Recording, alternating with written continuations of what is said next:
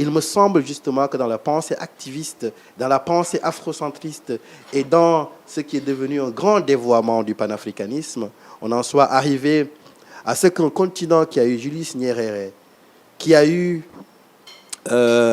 toute cette histoire très très belle de Marcus Garvey, toute cette histoire qui a été portée d'une certaine manière aussi par la négritude, par ces penseurs américains ou ces poètes, Claude McKay, Langston Hughes, Sterling Brown, toute cette école-là, formidable, des Lumumba, a comme héritier qui aujourd'hui? Nathalie Bouké-Museba.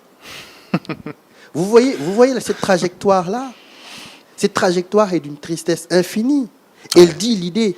Et là, j'inclus les intellectuels dans cette défaite-là. C'est-à-dire paver la voie en étant uniquement dans un tropisme identitaire ne pouvait déboucher à ensemencer une terre de désection que ne pouvaient qu'engloutir que ces activistes-là qui sont très très populaires. Oui. Moi, je ne suis pas pour qu'on refuse de discuter avec eux.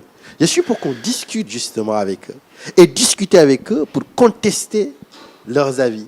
Pour montrer justement comment la désertion du discours intellectuel, par ses facilités parfois, a laissé le terrain à des activistes. Et il faut justement regagner ce que Achille Mbembe appelle le réarmement intellectuel. Moi, je n'appelle pas ça le réarmement. Les gens sont armés intellectuellement.